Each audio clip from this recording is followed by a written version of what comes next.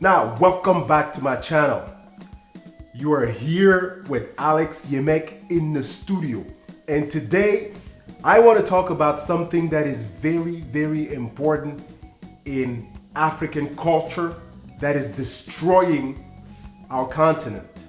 And not just our continent, but every country that practices this.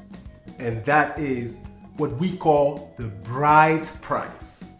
What is the bride price? For those who don't know, it's like a diary. When you want to get married, you go to the family of the woman that you want to marry. And when you get there, they give you a list of what you need to bring. A lot of time it's money and other items, such as food items or sometimes clothes and all of that. That practice of paying a diary or the bride price is destroying countries. First of all, if you're a Christian, it is not a Christian practice, it's a pagan practice. So you cannot claim that you're a Christian and still practice bride price. It is not. Now, I'm gonna give you 3 reasons why the practice of a bride price is not good for any country or society.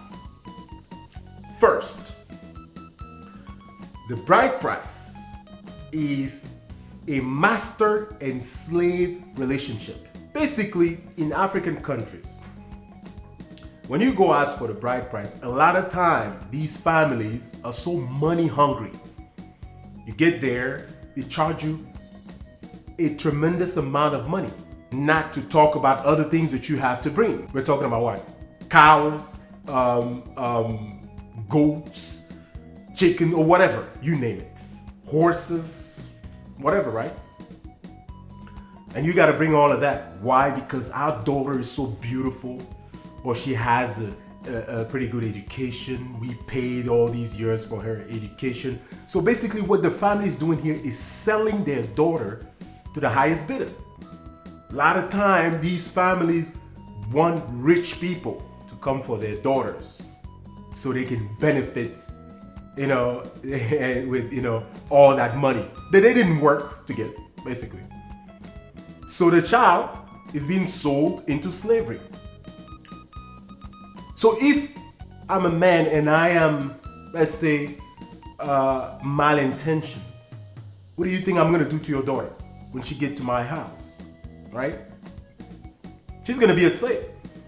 That's why in African families, you see the wife is a second-class citizen. A lot of times she doesn't eat, with the husband. Sometimes she's in the kitchen eating, right? In some families, children are even placed above the wife. Like the family of the father, right? They oppress the wife sometimes. And if she doesn't give birth, they don't care whether it's the husband fault or not, right? Everything is blamed on the woman.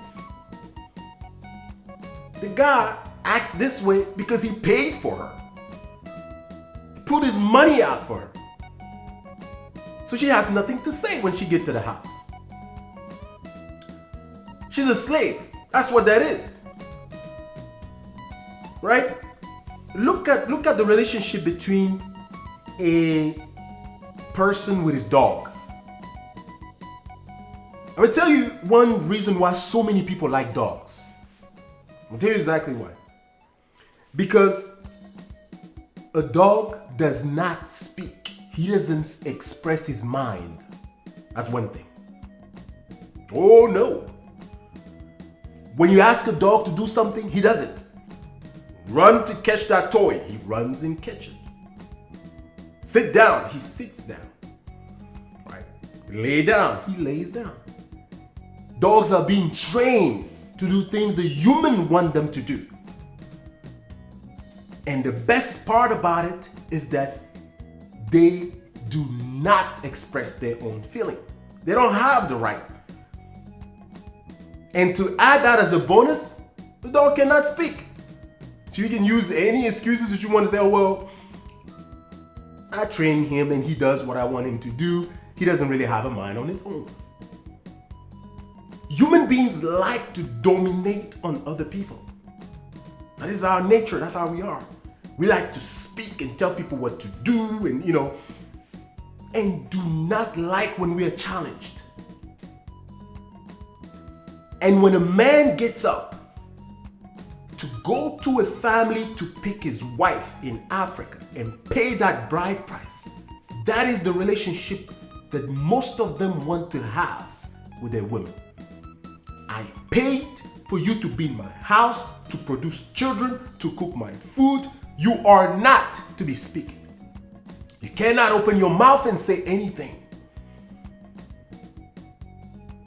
So we are still in a society where women are treated like slaves with this bride price thing. Some men who are honest and, good intention, right, will take their wives in the house and just pay the bride price and be like, oh, well, that's just money. My wife is my wife and I love her. But how many people in these African countries have that same mentality? Men still believe that the woman's place is in the kitchen in Africa because he paid that bride price. Can you blame him? The family sold their daughter. How many families sit out there and say, you know what, I cannot sell my child for money. The bride price is not good for society. And the crazy thing about it is that women love it, right? They love that. Oh, my bride price is expensive. This is sad. I guess the society just got them used into this thing, thinking that's a normal thing. It's not normal. Do you understand when they say something is priceless? There are things that human beings consider in this world priceless. It means that those things are so valuable that money cannot buy it. So when you say that, yes, I am an expensive woman, you are not expensive. You're below things that are priceless. And those things are not even human beings. Human beings are priceless. They are created by God. No human can tell you how to be. Now, the second thing about bride price that destroy Africa and other country that practices is that it destroy families. When you go out there and pay bride price, after they tell you all these things that you have to bring, that already makes you disappointed, and you spend all this money and you finally bring your wife in a house who she's not really your wife, she's basically going to be your slave.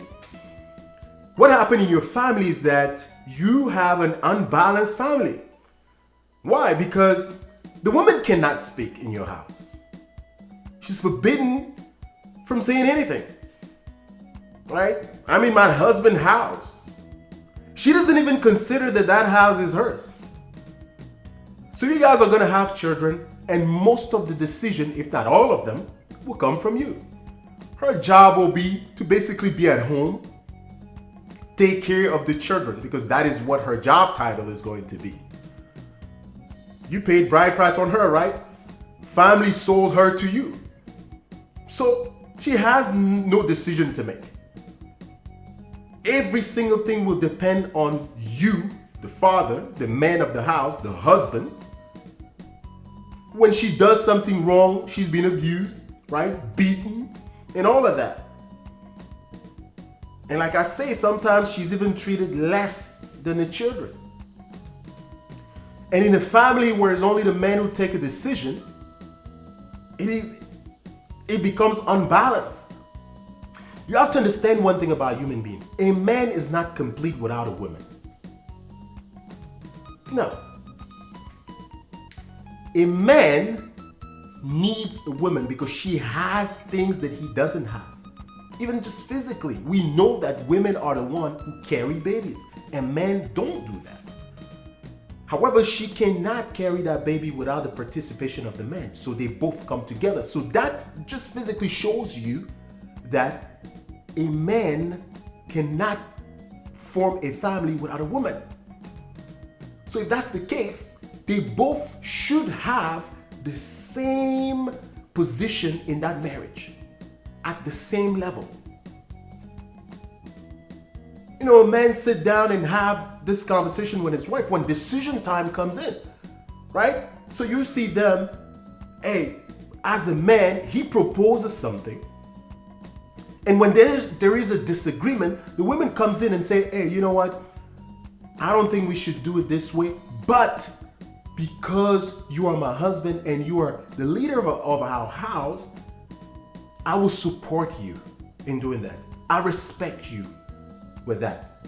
And in turn, what is it that the husband should do? He comes in and say, you know what, my wife, thank you very much for the respect you give me. I love you. You are my wife. Therefore, I cannot make this decision. I cannot move forward without you. That is how a relationship between a married couple should be. The woman shows respect to her man, and the man shows love to his wife. Some people will probably say, well, why is it that the women should do this and that? Because we're in a masculine world. We're in a world where it's men dominated. That's why the woman, right, is advised to be the one to humble herself and say, you know what, you are the man of the house, I respect you. And if he loves her, he's gonna come back and say, no, you are my wife and I cannot move forward without you. So we will be patient. That is the relationship in a marriage where both came together with love. And in African countries, this relationship does not exist.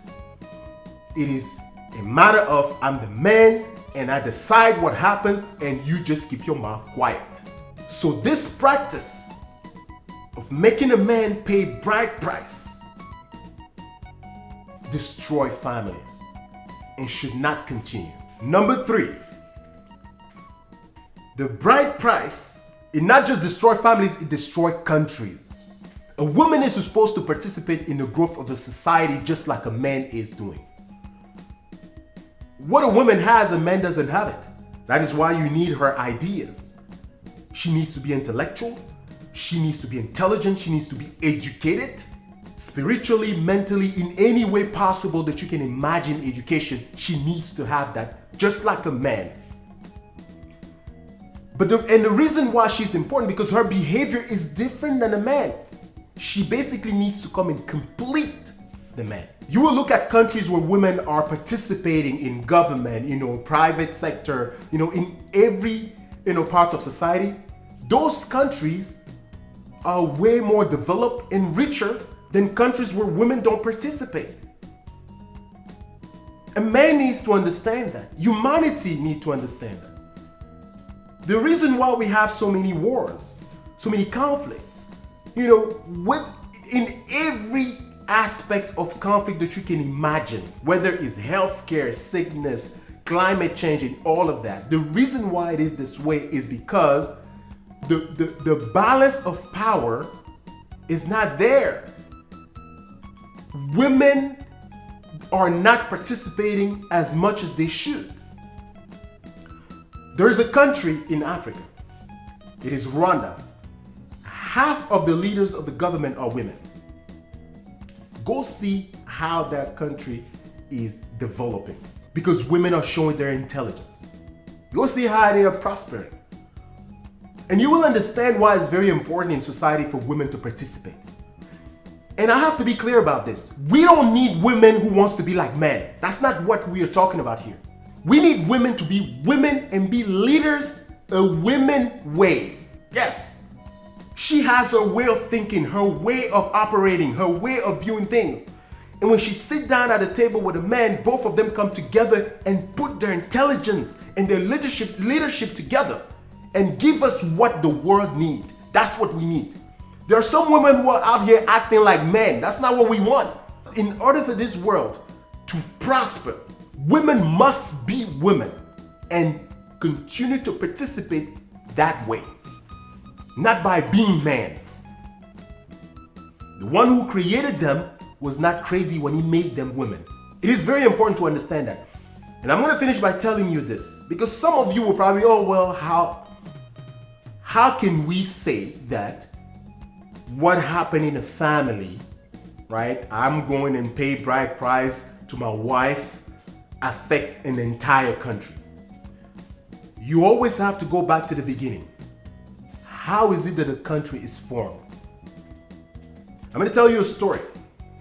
This story is in the Bible. Like I said, I'm not a preacher here. Just look at it as a history book if you're not a Christian. There was a man named Jacob. Jacob went on, he got married, and his name changed to Israel. He had 13 children. 12 of them were boys and 1 girl. One of his sons, called Joseph, was sold into slavery in Egypt. And things actually turned better for him. He became a really powerful man in Egypt. So he reconciled with his family, brought them to Egypt, right? His 12 siblings. And in Egypt, they began to form their own families. They were 13, 12 men, 1 woman. And as they formed their family, they began to grow and grow and grow and grow more. So you always hear people talk about the 12 tribes of Israel. So they became a huge family in Egypt. Years went by and the Egyptians started having problem with them. So they started enslaving them. So you heard of Moses coming and taking them out of Egypt so that they can go in the desert. And what did they do in the desert? They formed their own nation. That is how a family become a nation. And when that family start by using wrong practices, it remains from generation to come until something really happens that comes and changes that. And a lot of time, a disaster, a war, something really negative has to bring change. And that's not good. If you understand that and start changing now, trust me, those generations to come, your children, will change Africa. Now, thank you very much for joining me. Remember one thing, I'm not a preacher, I'm a philosopher.